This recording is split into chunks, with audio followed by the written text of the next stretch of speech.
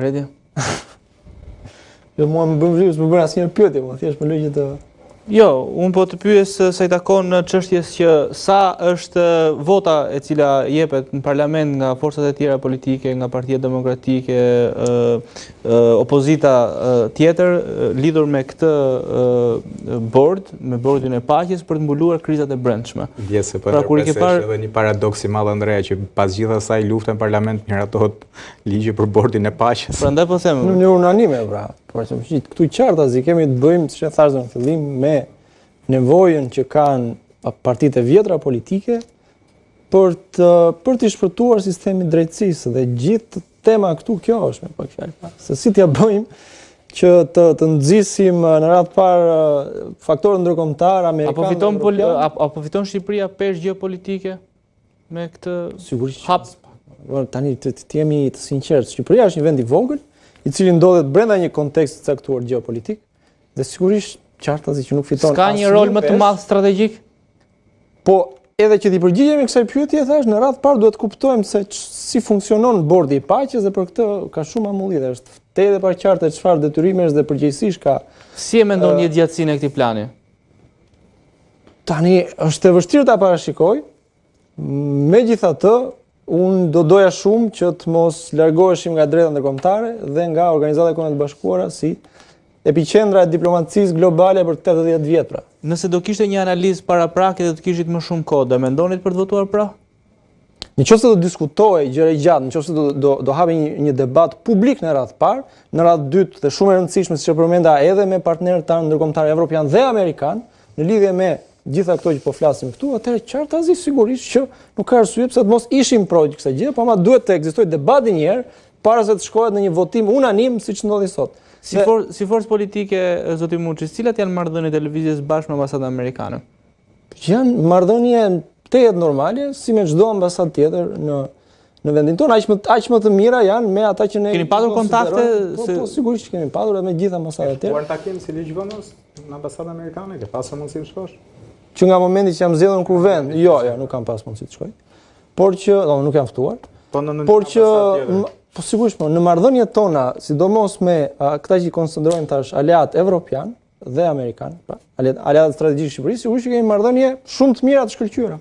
Tani, unë doja të bëja edhe një koment fundit në lidhje me këtë që pam për takimin e kryeministrit të vendit me Ivanka Trumpin, që unë mendoj se duhet të ekzistojë një protokoll i qartë, nëse nuk ekziston dhe e shkel Edi Rama, edhe të vizitave që bën kryeministri i Shqipërisë, sepse nëse në rastin konkret po bën një takim me një person që potencialisht investitor strategjik, do duhej që pas këtij takimi, jo të takohesh në një restorant në Vlorë, po pas këtij takimi do dilej në një konferencë dhe t'i thuaj shqiptarëve se cilat janë gjitha këto përfitime të mëdha që do ketë ekonomia shqiptare, banorët lokal dhe më gjerë.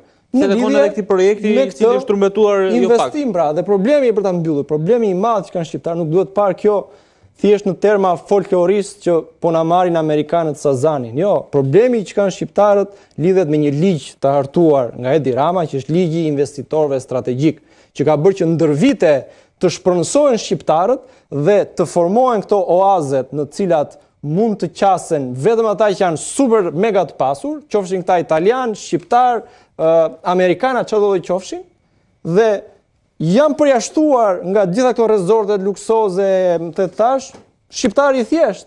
Dhe praktikisht frika për aq kohë edhe në këtë kontekst në lidhje me Sazanin dhe Zvërnecin ka amulli, pra ende s'është e qartë se çfarë po. Për çfarë po një koment të një ish ministri si e tha, po zbresin këta nga mali, tha s'mund të ngulin çadrën aty. Po pikërisht. Unë megjithatë doja Andrea duhet të sqaroj një moment se e vura re që e kishit pyetje, domethënë edhe ju ngacmonte shumë.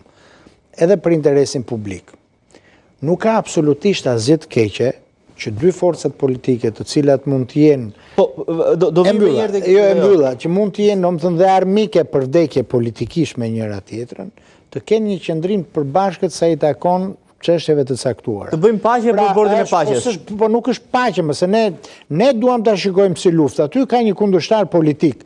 Pra, ata votuan 140 veta reformën drejtësi. Janë votuar ligjet për çështjet e integrimit në Bashkimin Evropian. Nuk është për të kapur te kjo pjesë. Nuk është për të kapur te kjo pjesë, sepse është një pjesë krejtësisht normale dhe në fundit për atë kanë marrë dhe vot besimi nga qytetarët. Bashkë po ashtu për rritin e pagave. Shumë nuk dua ty fare. Po, edhe për rrogat e tyre bashkë votuan. Po, ishte një bordi atëre dhe nuk është një problem i madh të votosh dhe për këtë më. Fjalë po thjesht duhet të kesh kurajën dhe duhet të kesh kurajën të thosh edhe publikut.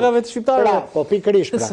Dhe këtu duhet të them që mos t'i ngatrojmë disa gjëra sepse shmangemi nga ato që janë thelbet e historisë. Pra do ndalemi edhe te ky debat se ka qenë debat shumë i madh edhe ka patur ish funksionar, ish deputet, cilët kanë bërë edhe reagime.